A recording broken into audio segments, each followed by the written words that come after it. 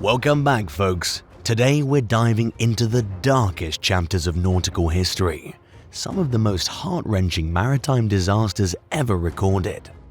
But before we continue, if you're joining us for the first time today, make sure you hit the subscribe button. And don't keep your thoughts to yourself. Drop a comment and tell us what content you'd like to see next. 6. SS Sultana Disaster. The SS Sultana disaster stands out as one of the most tragic maritime events in US history. On April 27, 1865, during the closing of the American Civil War, the steamship Sultana was carrying about 2,300 passengers. Most of them were Union soldiers that had recently been released from Confederate prison camps. The ship was only designed for a maximum capacity of 376 passengers, so it was heavily overcrowded, primarily because of the desperate demand for transportation after the war. At around 2 a.m., the Sultana was sailing along the Mississippi River, about 7 miles north of Memphis, when its boilers suddenly suffered a catastrophic explosion, sending shockwaves through the crowded ship. The boiler ruptured in a horrifying sequence. First, one exploded, then 2 more in rapid succession. The explosion was cataclysmic. The top rear of the boilers unleashed a colossal eruption of hot steam, tearing through the decks above and wiping out the pilot house, rendering the ship completely uncontrollable. The resulting chaos led to passengers getting thrown into the river, a gaping 30-foot hole getting torn in the steamer's side, and the twin smokestacks collapsing in several directions. The forward section of the upper deck also fell onto the middle deck, leaving many passengers trapped in the wreckage. Rescue efforts were launched with the arrival of the southbound steamer Bostona about a half hour after the initial explosion. Dozens of survivors floated downstream, calling out for help. Most were rescued by docked steamboats and US warships. The Sultana, now a burning hulk, drifted 6 miles to the west bank of the river and eventually sank near Mound City, Arkansas, about 5 hours after the explosion. The ordeal was a test of survival, with many passengers facing freezing waters, hypothermia, and the excruciating decision of either escaping the ship's fiery inferno or enduring its flames. Survivors faced a grim choice after the explosion: plunge into the ice-cold Mississippi waters or perish in the ship's heat. Tragically, many drowned. Some fortunate souls were rescued from half-submerged trees along the Arkansas shoreline. In the end, the exact death toll is uncertain, but the most recent evidence suggests that approximately 1,167 individuals lost their lives that night, many of them being Civil War veterans who were recently released from prison camps. 5. Estonia ferry disaster. On September 28, 1994, the world was reminded of the unpredictable and deadly nature of the sea as the MS Estonia, a passenger ferry, became one of the worst maritime disasters in European history. The MS Estonia was a well-known ship that operated mainly between Tallinn, Estonia, and Stockholm, Sweden. It was a reliable mode of transportation, connecting the countries and facilitating both trade and tourism.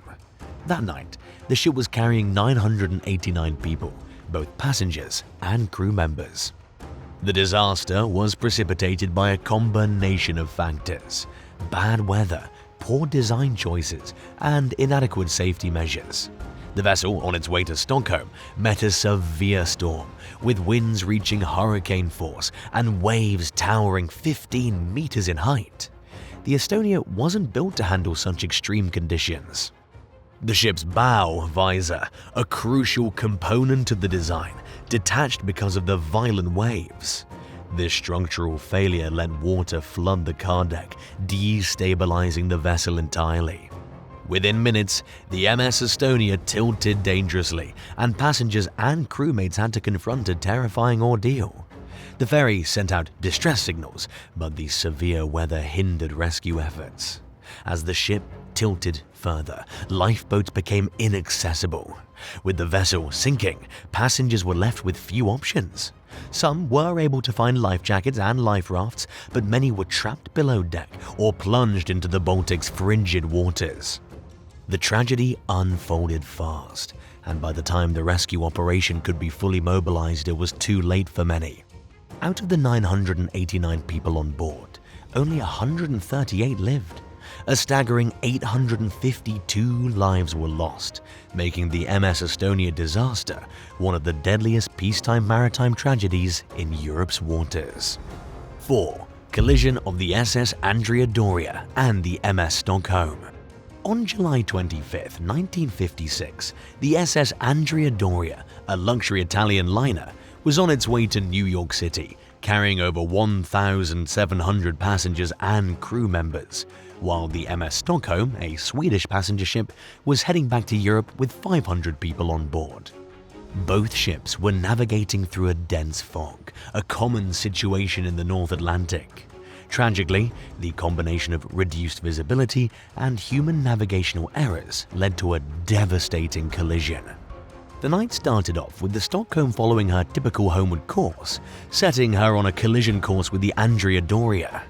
This course, chosen to save time and cut corners, was a violation of the 1953 North Atlantic Track Agreement, to which the Swedish-American line, owner of the Stockholm, had signed. The waters of the North Atlantic off Nantucket Island are often littered with fog thanks to the interaction of the cold Labrador Current and the Gulf Stream. As the two ships approached each other at a combined speed of 40 knots, heavy fog surrounded the Andrea Doria, limiting visibility. The critical moments leading up to the crash were marked by a series of navigation errors. In the midst of thick fog, the Andrea Doria and the Stockholm relied entirely on radar for tracking each other. Misinterpretation of each other's course doubled with confusion and no initial radio communication. The tragedy unfolded as the Andrea Doria gradually steered south to try and pass starboard to starboard, while the Stockholm turned southward for a port-to-port passing. This navigational error placed the ships on a collision course. As the fog cleared and the ships realized they were about to crash, they executed last-minute evasive maneuvers, but couldn't avoid the impending disaster. The collision took place at almost a 90-degree angle, with the Stockholm's bow piercing through the starboard side of the Andrea Doria. This punctured the hull, penetrating almost 40 feet deep and tearing open fuel tanks. The ship's design had watertight compartments, but a severe tilt, made worse by a lack of ballast in fuel tanks, exceeded its stability limits. Rescue operations followed immediately. The call for help was sent out to nearby vessels, including the United States Coast Guard, who helped coordinate efforts. Ships like the Ile-de-France, Cape Ann, and the USNS Private William H. answered the call. Remarkably, 1,663 passengers and crew were rescued from the Andrea Doria, while the damaged Stockholm took 545 survivors. In all, 51 lives were lost in the collision and sinking. 46 passengers from the Andrea Doria and 5 members of the Stockholm's crew. After the evacuation of survivors was completed, Captain Calamai of the Andrea Doria considered the possibility of towing the ship to more shallow water, but quickly realized its fate was sealed. After the transfer of all survivors onto rescue ships heading for New York, the Andrea Doria's remaining crew was compelled to abandon the vessel. The final sinking of the ship, starting at 9:45 a.m., culminated in the bow submerging at 10:09 a.m. on July 26, 1956, marking the end of the Andrea Doria's ill-fated journey. How do you think this disaster could have been avoided? Let us know what your thoughts are in the comments down below. 3. MV La Joola sinking. The MV La Joola sinking is a maritime disaster scarred into the pages of history as one of the deadliest ferry accidents on record. On September 26, 2002, this Senegalese government-owned ferry named MV La Joola left the port of Ziguinchor, Senegal, heading for Dakar, the capital of the country. The ship was designed to carry 550 passengers, but it was heavily overloaded on that particular journey, with an estimated 2,000 passengers on board. Tragedy hit when about 20 kilometers off the coast, the MV Joola met rough seas and poor weather conditions. The ferry capsized and sank, leaving only a fraction of the passengers with life vests and lifeboats to latch onto. The lack of proper safety equipment combined with overcrowding proved disastrous. The exact death toll is still uncertain, but it's believed that between 1,800 and 2,000 people were killed, making it one of the deadliest nautical disasters in history. The catastrophe's scale and the government's handling of the rescue prompted international outrage and heavy criticism. Rescue operations were severely hampered by the absence of resources and proper coordination. It took hours for the Senegalese government to ask for assistance from other nations. By the time help got there, many of the passengers had already given way to the elements or drowned. Survivors had to endure the horrors of being left adrift in open waters with no help in sight. The MV Joola disaster raised serious questions about ferry safety, overcrowding, and the importance of following established passenger limits and regulations. It also underscored the need for more efficient maritime emergency response systems. 2. The Dona Paz collision. On the night of December 20, 1987, the Philippine passenger ferry MV Dona Paz was en route from Leyte to Manila when it struck the MT Vector, an oil tanker. The MV Dona Paz, operated by Sultana Lines, was a passenger ferry crammed full with an estimated 4,000 passengers on board. It was only designed to carry about 1,500. Overcrowding was fairly common in the Philippines, and many passengers were traveling home for the holiday season. The MT Vector, carrying thousands of barrels of gasoline and other petroleum products, was also going through the Tablas Strait. The collision took place in the darkest hours of the night, and both ships were operating without proper navigational equipment. The Dona Paz was not equipped with radar, and the Vector's radar was not functional during the time of the collision. Also, both ships lacked sufficient lifeboats and life jackets. The impact between the two resulted in a catastrophic fire on board the Dona Paz.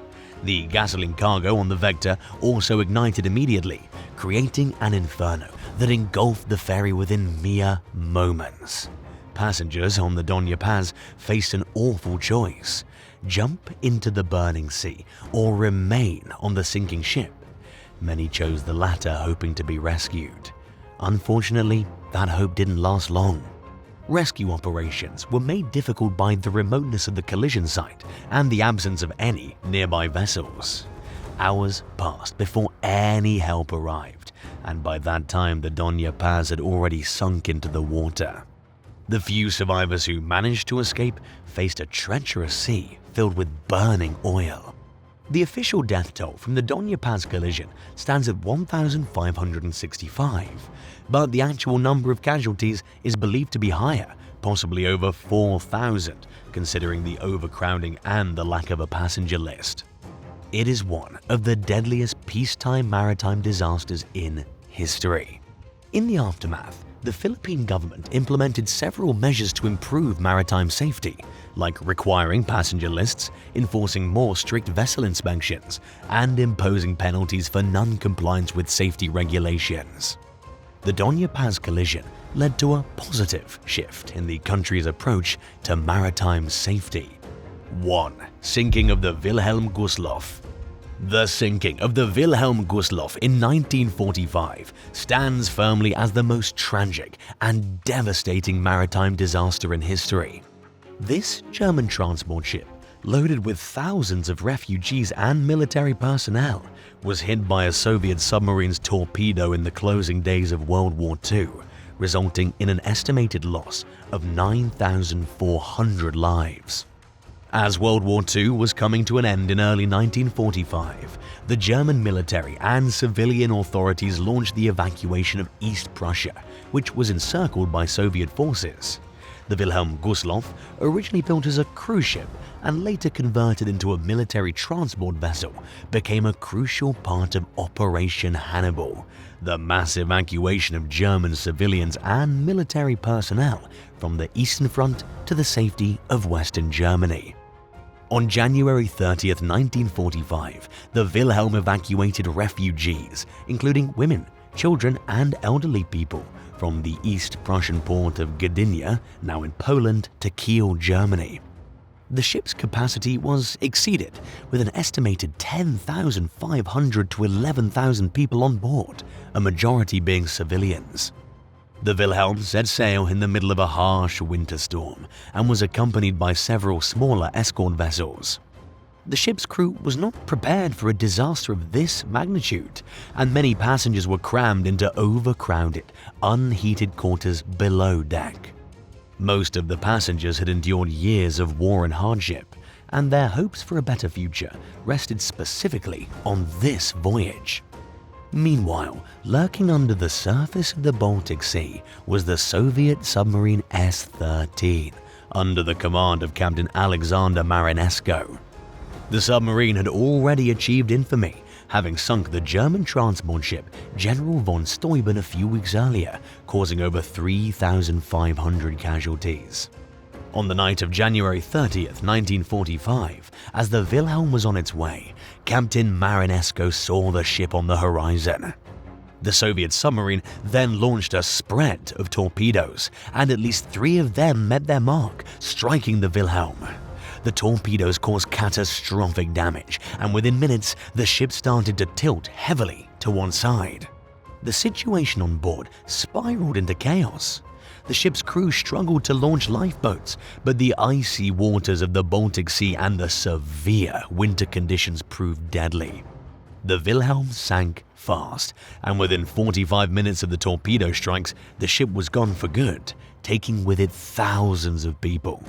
Rescue efforts were difficult thanks to frigid temperatures, but several smaller escort vessels managed to save around 1,200 survivors from the icy waters. The exact number of casualties remains a subject of debate because of the sheer scale of the disaster and limited documentation.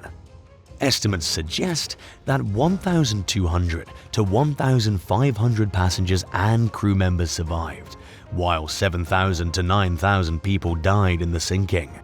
The exact figure may not ever be known, considering the chaotic circumstances and the destruction of records during the war. The sinking of the Wilhelm Gustloff represents a massive loss of life, with more casualties than the sinking of the Titanic and the Lusitania combined. But the disaster has received little attention compared to other maritime tragedies. Part of this may be attributed to the wartime context, with both Nazi Germany and the Soviet Union reluctant to talk publicly about the event. In exploring some of the worst maritime disasters in history, we're reminded of the profound human cost and the lessons that should be learned from these tragedies. Thanks for watching. Share your thoughts with us down below in the comments, and don't forget to subscribe.